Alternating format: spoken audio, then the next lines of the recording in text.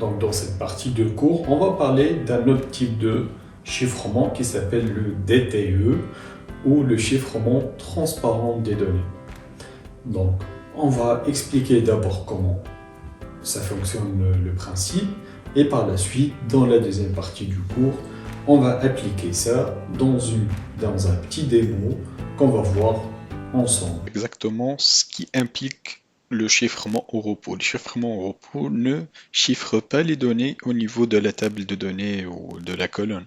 Donc toute personne disposant des autorisations appropriées pour lire, copier et même partager les données, le chiffrement au repos offre une protection contre les personnes qui restaurent une sauvegarde sur un serveur non sécurisé ou qui effectuent une copie de tous les fichiers de journaux de la base de données et de transactions et les attache à un autre serveur non sécurisé.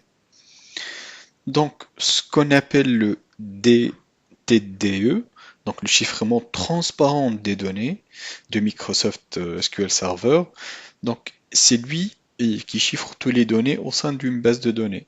Donc, quelle que soit la source ou la cible. Donc, si on veut faire des restores ou des backups, donc c'est lui qui est le responsable, le DTE. Donc, les données sont chiffrées au fur et à mesure quelles que soient les opérations d'écriture, lecture, de copie ou des restores. Donc, les résultats finaux est que toutes les pages de données sur le disque sont chiffrées avec ce protocole. Donc, un fichier de base de données n'est pas lisible par une autre personne qui n'est pas autorisée de le lire. Donc, les sauvegardes de base de données sont également chiffrées, car une opération de sauvegarde copie uniquement les pages de données du fichier de la base de données vers l'unité de sauvegarde. Donc, aucun chiffrement n'est effectué pendant les opérations de sauvegarde. Donc, avec une base de données Azure SQL, l'activation de TDE est simple, donc il se fait sur le portail Azure. Donc les bases de données créées dans une base de données Azure SQL depuis mai 2017 peuvent avoir le DTE qui est activé automatiquement. Donc les bases de données créées avant mai 2017 peuvent avoir le DTE désactivé par défaut. Donc celui devient être activé manuellement sur les bases de données à partir du février 2019. Les DTE est désactivé pour les bases de données créées avant février 2019. Donc l'activation du DTE de la base de données SQL Server consiste simplement à modifier la base de données au sein du portail. Donc sur l'onglet chiffrement transparent de données et par la suite vous sélectionnez, vous activez le chiffrement. Donc on pourra voir ça. Donc je vais rentrer sur mon portail Azure et par la suite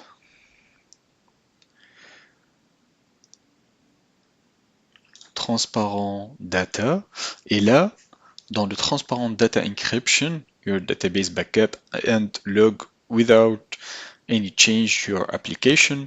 Donc là on peut lire plus sur ce DTE. Donc voilà le concept et c'est simple. Il est activé. Et si on veut le désactiver, on fait off. Donc on est avec une version qui est créée post-février 2019. Donc on est assuré par rapport à ça. Donc par défaut les bases de données au sein de l'Azure SQL Server donc, sont chiffrées à l'aide de certificats fournis par Microsoft. Donc, Microsoft fournit une opération de Bring Your Own Key. Qui vous permet d'utiliser un certificat créé par l'entreprise et chargé sur Azure. Donc, si votre société supprime le certificat d'Azure, les connexions de base de données seront fermées et aucun accès à la base de données n'est possible. Donc, l'activation du TTE dans la base de données SQL Server donc, est un processus très simple. il se fait dans quelques clics sur le portail, soit dans le serveur lui-même, donc avec une requête TSQL. Donc c'est un processus qui implique la définition d'un clé principal dans la base de données. Donc sur la base de données master, c'est la base de référence à l'aide de la commande create master key encryption. Et par la suite, si on veut rajouter un mot de passe, on rajoute by password machin. Et par la suite, après celui-là, il faut créer une certificat de chiffrement avec la commande create certificate. Et je donne with a subject,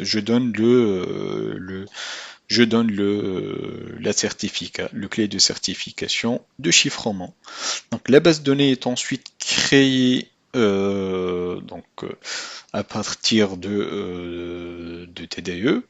Donc je vais vous montrer comment faire ça donc d'une manière très simple.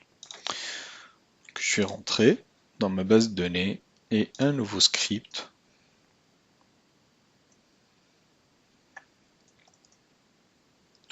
Donc là, j'utilise ma base de données master. Là, je crée mon encryption by password. Par la suite, je crée ma certificat avec le nom de certificat qui s'appelle demo certificate. Et par la suite, j'utilise ma base de données et j'encrypte ma base de données avec le clé de certification. Je génère un AS256 et par la suite, j'applique le encryption on sur la base de données que je viens de créer.